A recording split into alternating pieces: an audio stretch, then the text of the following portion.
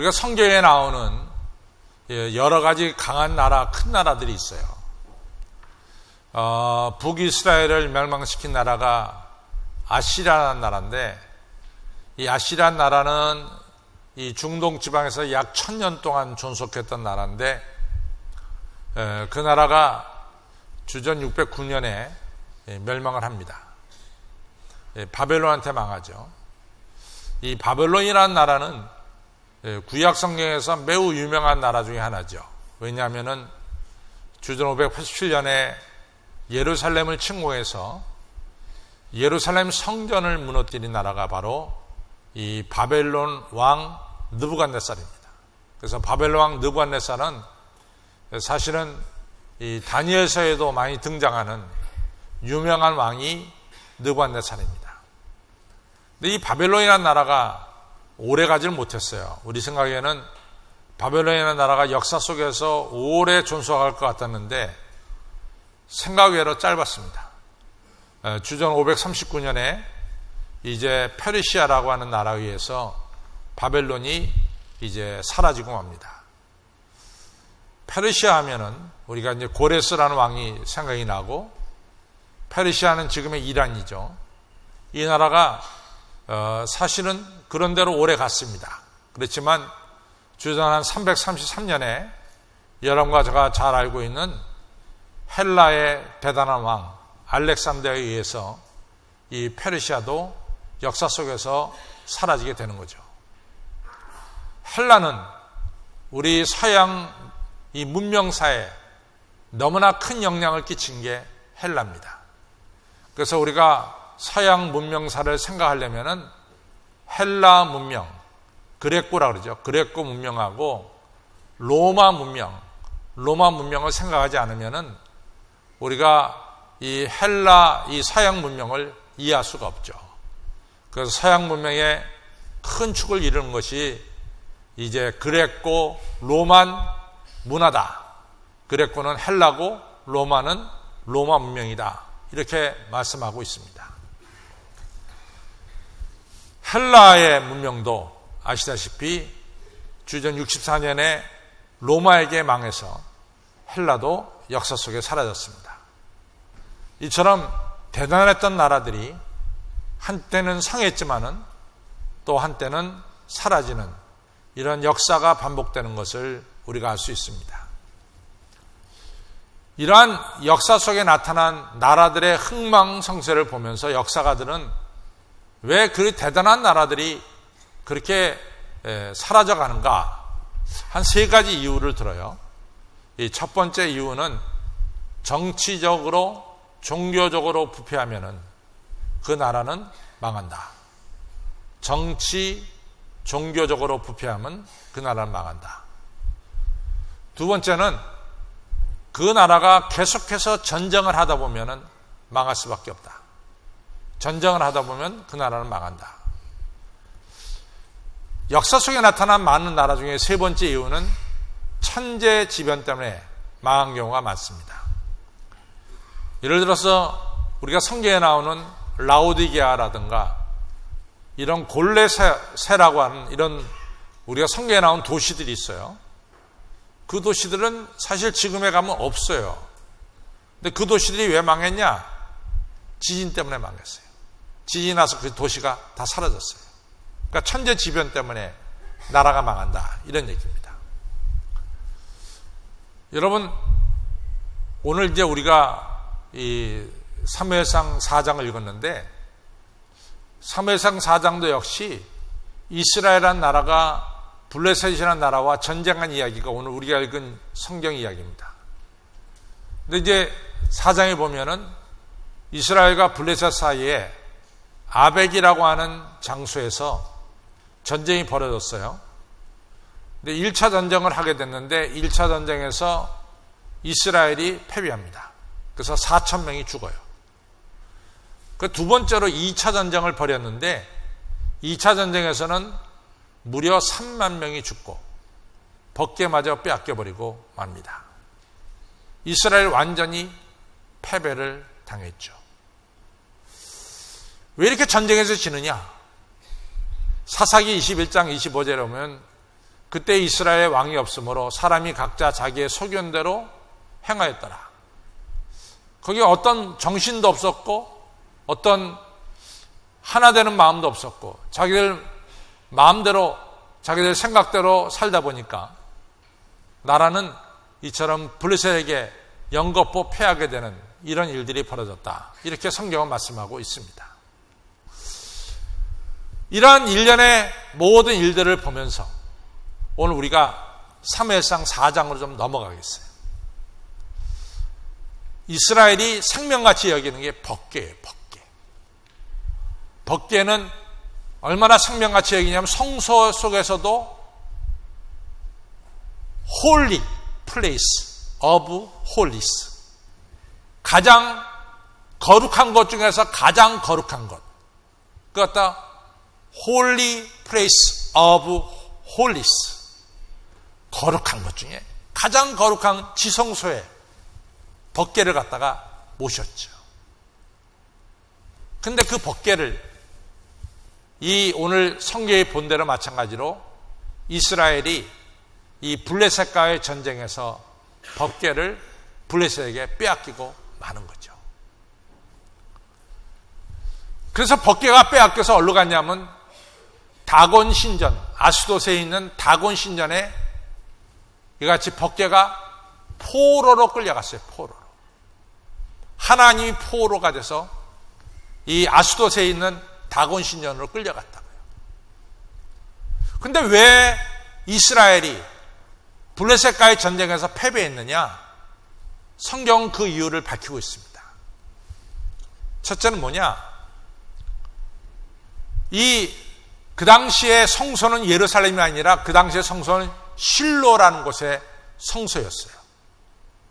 그래서 법궤가 이제 이 광야에서 만들어진 다음에 모압 평지에서 있다가 요단강 건너서 이제 법궤가 들어옵니다. 그 길갈에 있다가 법궤가 실로라는 성소가 정해져서 실로에 이제 법궤가 이제 안치됐죠. 그 실로가 바로 이 성소인데 예배당인데 그 예배당의 담임 목사님이 누구였냐면 엘리였어요. 근데 이제 엘리에게 두 아들이 있었는데 엘리의 두 아들이 홈니와 비느하스입니다. 근데 아시다시피 이스라엘의 제사 속에는 짐승으로 제사를 드리는 번제가 있고 화제가 있습니다. 근데 화제는 100% 다 태워버리지만은 번제는 내장하고 피를 태우죠. 그 다음에 살은 제사장들과 가족들이 나눠 먹습니다. 그런데 이 홈니와 비느하스는 성도들이 하나님께 예물을 가지려고 송아지를 가져오고 양을 가져오고 짐승을 가져오잖아요. 그런데 이 짐승이 제일 먼저 하나님께 바쳐져야 된다고. 하나님께 바쳐진 다음에 나눠 먹어야 돼. 그런데 엘리야 홈니아스는 하나님께 바쳐지기도 전에 빼가는 거야. 이 재물을 갖다가. 바쳐지기도 전에 재물을 빼간대도. 그 성경은 뭐라 그러냐면 삼지창 있잖아요. 삼지창을 찍어서 삶는 고기를 가져가 버렸다. 이렇게 얘기합니다. 더 심하게는 아직 삶지도 않은 고기를 갖다가 이 홈니와 비느하스가 빼내갔다. 이랬어요. 그걸 가리켜서 뭐라고 얘기하냐면 성경은 너희들이 하나님의 제사를 무시했다 그랬어요. 하나님께 드리는 제사를 무시했다. 이 너무 중요한 얘기예요. 여러분들 교회에서 가장 중요한 게 뭡니까? 예배예요. 예배가 무시당하면 교회는 존재할 이유가 없습니다. 저 따라하세요. 예배가 무시당하면 교회가 존재할 이유가 없다. 여러분들 절대는 머리에 잊어버려서는 안 돼요. 여러분들 교회 왜 나옵니까? 예배 드리러 나오는 거예요. 이거는 절대로 변할 수가 없는 거예요. 예배 드리러 나오는 거예요. 여러분들 예배는 신령과 진정으로 예배를 드려야 될 줄로 믿습니다. 예배가 무시되면 교회가 존재할 필요가 없어요. 교회가 존재할 이유가 없습니다. 두 번째로, 이 홈리와 비누아스가 성전에서 일하는 여성들을 막 건드리는 거야, 성전 안에서. 그러니까 하나님이 엘리에게 그랬습니다. 네 아들들 단속 잘해라. 네 아들들이 성전에서 일하는 여성들을 건드리고 있다. 아들 장애 잘 해란 말이야. 근데 엘리가 그걸 단속을 잘 못해요. 그러니까 하나님이 엘리에게 말합니다. 엘리야, 내가 너를 보니까 네가 나보다 네 자식들을 더 사랑해. 내가 너를 보니까 네가 하나님보다 자식들을 더 사랑하다. 참 중요한 얘기를 했어요.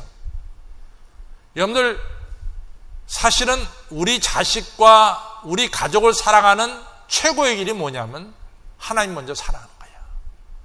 하나님을 최고로 사랑할 때 우리 부모님도 공경하게 되고 우리 자식도 사랑하는 거예요.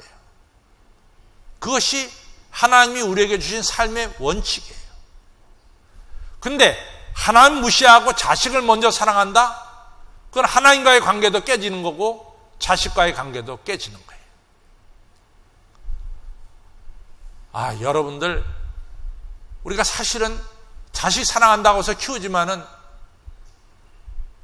이 자식 키운다는 게 이게 보통 어려운 일 아니잖아요. 사실은 나이가 들어가면서 여러 가지 생각이 많습니다. 생각이 많아집니다. 옛날 어르신들은요, 늙어도 걱정할 일이 없어요. 왜냐하면 다 알아서들 하니까. 근데 여러분과 저는 늙어가면서 다 알아서 한다. 어림도 없어요. 뭘 알아서 해? 우리가 알아서 해야지. 우리가 알아서 해야 돼. 정말로. 현실적으로 그래요.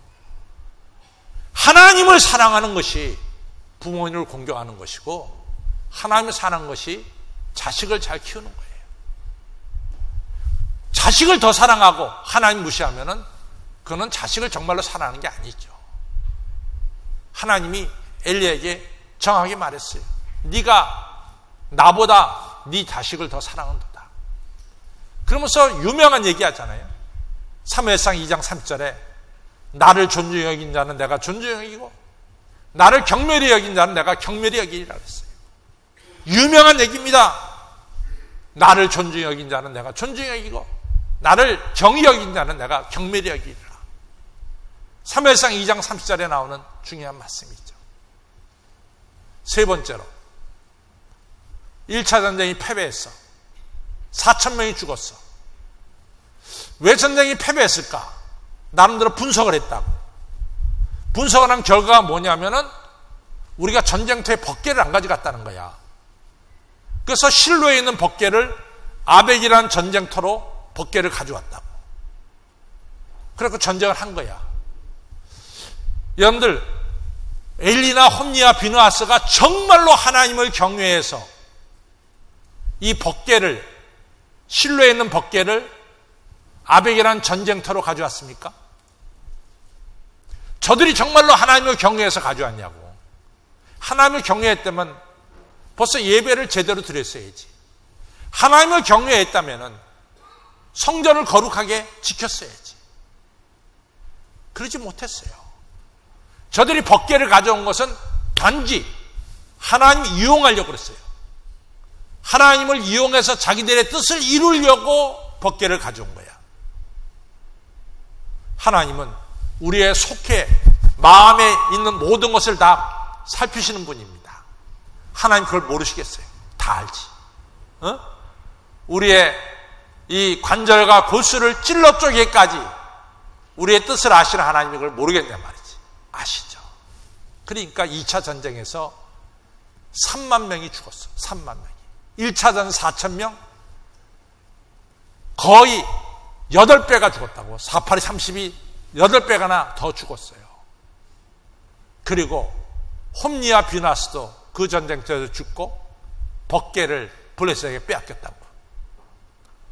엘리의 며느리가 아기를 출산하게 됐어요. 며느리가 아기를 출산하면서 죽습니다. 이 옛날에는 아기 낳다가 죽는 산모들이 많았잖아요. 근데 엘리의 이 며느리도 아기 낳다가 죽어요. 그래 아기는 살아났죠. 근데 죽어가면서 아기의 이름을 졌어요. 그 이름이 뭐냐? 이가봇. 이가봇이야. 하나님의 영광이 우리를 떠났다는 거예요. 하나님의 영광이 우리를 떠났다. 이스라엘은 하나님의 법궤를 모실 만한 그릇이 못 됐어. 왜 뭐 했더냐? 하나님 예배를 무시했어. 하나님보다 자식들을 더 사랑했어. 하나님을 이용하려고만 들었어. 블레셋도 법궤를 갖다가 이용하려고 다곤 신전에 갖다 놨어요. 근데 다곤 신이 법궤 앞에 코를 박고 2번이나 쓰러졌습니다. 여러분과 저는 하나님을 이용하려고 들어서는 안 돼요. 하나님이 우리를 창조했는데 창조주가 여러분과 저에게 이용당하겠어요? 어림도 없는 얘기죠. 여러분과 저는 하나님의 뜻대로 살아야 되는 거예요. 그것이 원칙입니다. 그런데 이렇게 빼앗겼던 법궤가 다시 예루살렘으로 돌아옵니다. 20년이 지나서 돌아와요. 이 법궤는 아스도트로 갔다가 가드로 옮겨졌다가 에그론으로 옮겨졌다가 베스메스로 옮겨졌다가 기라 여아림에 가서 한 20년 있다가 이제 예루살렘으로 법궤가 들어오게 되죠. 누구 때냐? 다윗 왕 때 들어오게 된 거예요. 다윗 왕 때. 다윗 왕 때 법궤가 이 20년 동안 기라 여아림이라는 곳에 있다가 법궤가 다시 예루살렘으로, 하나님의 영광이 예루살렘으로 들어오게 되는 역사가 일어납니다. 그럼 왜 하나님의 영광이 다윗 시대에 예루살렘으로 돌아오게 되느냐? 다윗에게는 3가지 장점이 있었어요. 첫째는 다윗은 정말 하나님을 사랑했습니다. 다윗은 정말로 하나님을 사랑했어요. 시편이 전체가 몇 개가 있습니까? 150편이 있어요. 시편은 뭐냐? 우리가 예배드릴 때 부르는 찬송가의 가사고 기도할 때 드리는 기도의 내용이 시편이에요. 시편 150편 중에 다윗이 쓴 게 몇 개예요? 100개를 썼어. 100개를. 3분의 2가 다윗이 쓴 시예요. 다윗이 얼마나 하나님을 사랑했습니까? 다윗이 하나님을 사랑했어요. 하나님을 사랑하는 자는 증거가 나타나. 증거가 뭐냐? 하나님의 계명을 지키는 거예요. 다윗은 하나님의 계명을 지켰어요. 여러분들, 다윗은 정말로 하나님의 계명을 지킨 사람이에요. 물론 계명 안 지킨 것도 있지만은 대체적으로 다윗은 계명을 지켰죠. 3번째로 다윗의 장점은 뭐냐? 이제 법궤가 기라 여아림 아미나답 집에서 예루살렘으로 옮겨지는 거야. 새 수레를 만들었고 한 번도 짐을 끌지 않은 소로 이같이 수레를 끌게 했고 그 위에 법궤를 실었고 앞에는 아비나답의 큰아들 아요, 뒤에는 우사가 지켰으면서 법궤가 예루살렘으로 올라가도록 지금 이제 올라가는 거야. 근데 오르날 타작마당에 이르니까 이 소고들이 펄쩍펄쩍 뛰는 거야. 그러니까 그냥 수레가 왔다 갔다 하면서 법궤가 밑으로 스르르 내려오면서 땅에 떨어질 거 아니야. 법궤가 땅에 떨어지면 되겠어? 그러나 우사가 땅에 떨어진 걸 갖다 딱 막아섰다고.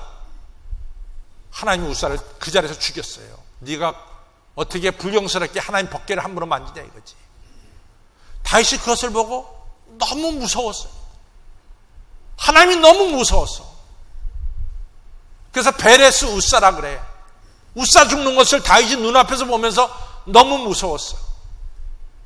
법궤를 옮기려고 그러니까 너무 하나님 무서운 거야. 3개월 동안 못 옮깁니다.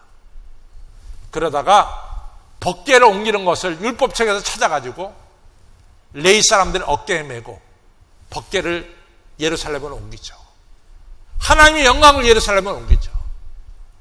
옮기는 일에 어려움이 있다 할지라도 포기하지 않고 옮기죠. 옮길 때 너무 좋아서 7마리 수송아지 잡아다가 제사 지내고 모든 악기 동원해서 이같이 하나님을 찬양하고 다윗은 너무 좋아서 덩실덩실 춤을 추다가 바지도 내려가고 다윗은 하나님의 영광을 예루살렘으로 옮기는 데 있어서 너무나 간절한 마음으로 사모하는 마음으로 법궤를 옮겼죠. 그래서 법궤가 다윗 시대에 예루살렘으로 돌아왔어요. 다윗은 하나님의 영광을 품을 수 있는 그릇인 거죠. 하나님을 찬양했고 하나님의 계명을 지켰고 하나님 모시기를 간절한 마음으로 원했다 이거죠. 여러분, 중요한 것은 법궤가 사무엘하 6장에 예루살렘으로 들어오는데 그 다음부터 다윗은 백전, 백승을 거두었어요. 백전, 백승을 거두었어요. 자, 법궤가 예루살렘으로 옮겨진 뒤 이스라엘이 백전, 백승하였더라. 하나님이 함께 하니까 백전, 백승하는 거예요. 오늘 성경은 사무엘상 7장에 나온 얘기예요.